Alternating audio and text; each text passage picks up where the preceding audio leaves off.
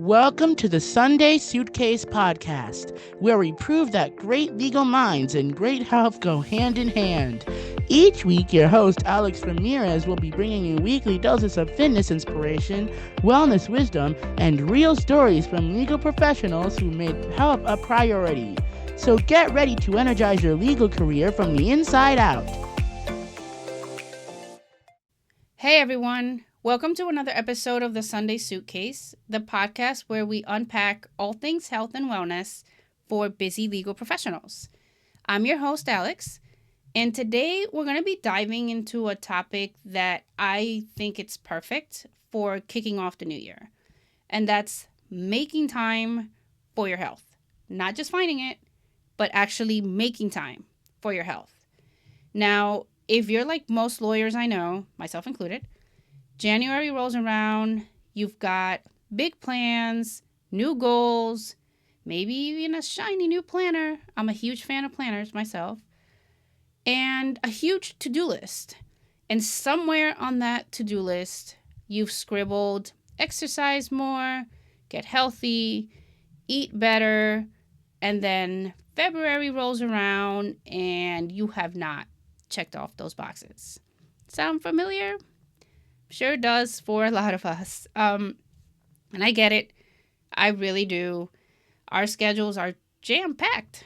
We have back-to-back meetings. We have deadlines. Inbox is just full of urgent things that we need to get to. And there's always something more urgent that we end up prioritizing over our health.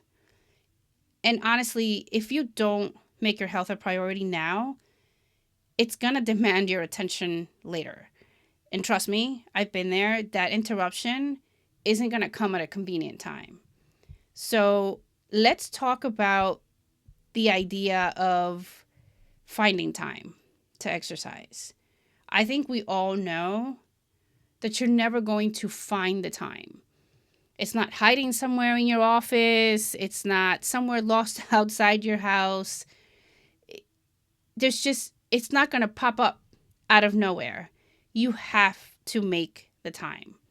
And making the time starts with a shift in your mindset.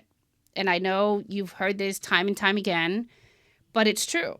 You really have to have a shift in the way you approach and in the way that you think about getting your exercise done.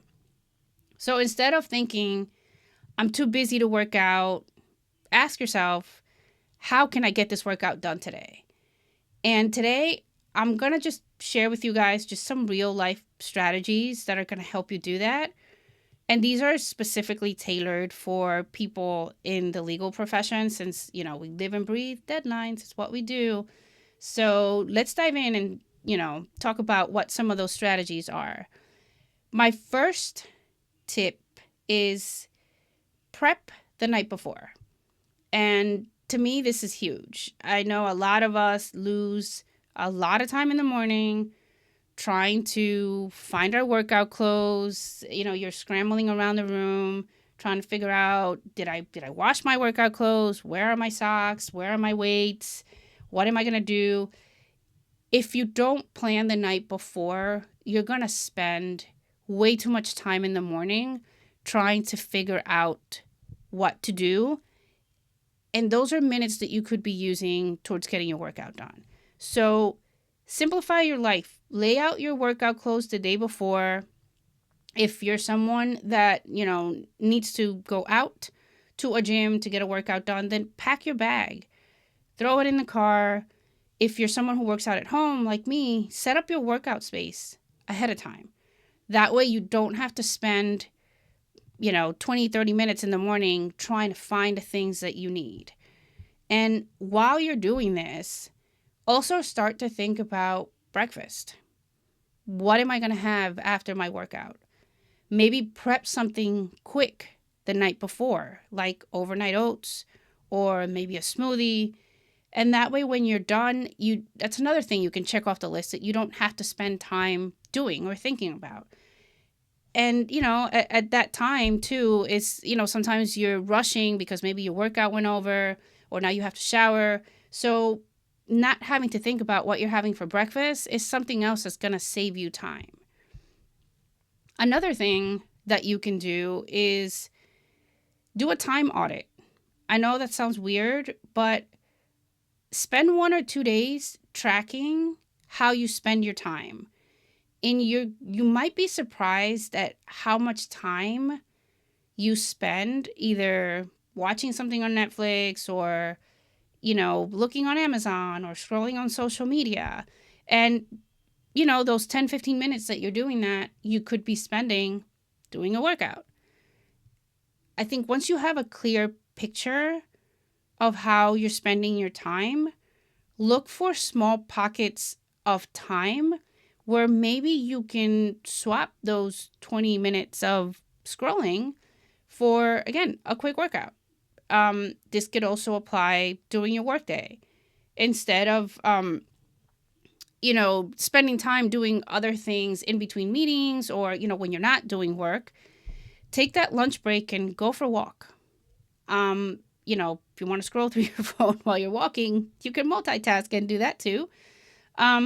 But, try to find these little pockets of times. For me, I realized that I was losing 15, 20 minutes here and there just lingering over things. And now I use that time for just quick body weight exercises, whether it's squats, planks, lunges, sometimes mobility or stretching at my desk. And, you guys know I'm huge on exercise snacking. I love to be able to squeeze 10, 15 minutes of just workout time throughout the day. And I find that for me, that's been a game changer.